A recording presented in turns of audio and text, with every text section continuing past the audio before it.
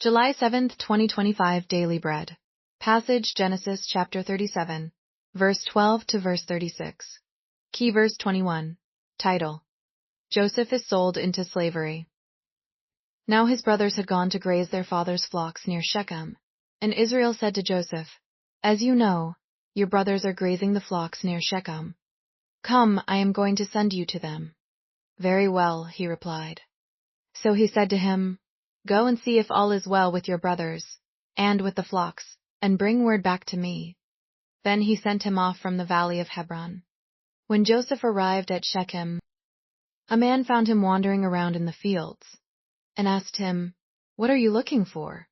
He replied, "I'm looking for my brothers. Can you tell me where they are grazing their flocks?" "They have moved on from here," the man answered. "I heard them say, 'Let's go to Dothan.'" So Joseph went after his brothers and found them near Dothan. But they saw him in the distance, and before he reached them, they plotted to kill him. "Here comes that dreamer," they said to each other. "Come now, let's kill him and throw him into one of these cisterns, and say that a ferocious animal devoured him. Then we'll see what comes of his dreams." When Reuben heard this, he tried to rescue him from their hands. "Let's not take his life," he said. "Don't shed any blood.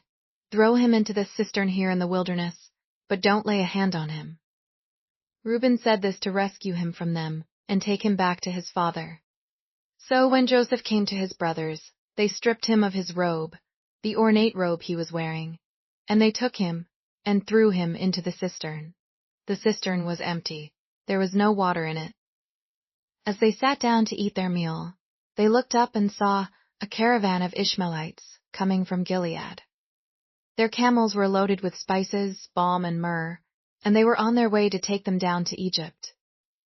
Judah said to his brothers, "What will we gain if we kill our brother and cover up his blood?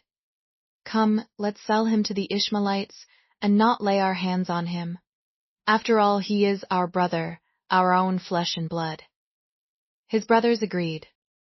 So when the Midianite merchants came by, his brothers pulled Joseph up out of the cistern and sold him for 20 shekels of silver to the Ishmaelites, who took him to Egypt. When Reuben returned to the cistern and saw that Joseph was not there, he tore his clothes. He went back to his brothers and said, "The boy isn't there. Where can I turn now?" Then they got Joseph's robe, slaughtered a goat, and dipped the robe in the blood. They took the ornate robe back to their father and said, "We found this. Examine it to see whether it is your son's robe." He recognized it and said, "It is my son's robe. Some ferocious animal has devoured him. Joseph has surely been torn to pieces." Then Jacob tore his clothes, put on sackcloth, and mourned for his son many days. All his sons and daughters came to comfort him, but he refused to be comforted. "No," he said, "I will continue to mourn until I join my son in the grave." So his father wept for him. Meanwhile, the Midianites sold Joseph in Egypt to Potiphar, one of Pharaoh's officials, the captain of the guard. Daily Bread Message. Joseph was loved the most by his father, but for this reason his many brothers all hated him. When Joseph had a dream implying that his brothers would all bow down to him, they hated him all the more.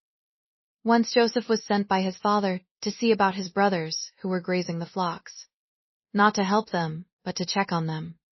When the brothers saw him coming, they decided to kill him. Their hatred for Joseph had become uncontrollable. They didn't want Joseph the dreamer to rule over them, but they were ruled instead by hate. God intervened through Reuben. Reuben did not want to kill Joseph, so they threw him into an empty cistern. Reuben thought he would rescue his brother later and return him to his father. But when a Midianite caravan passed by, Judah proposed that they sell Joseph as a slave and earn some money in the process. The brothers made up a lie that Joseph had been devoured by an animal. Their sin brought tremendous grief to their father. However, sin was not in control.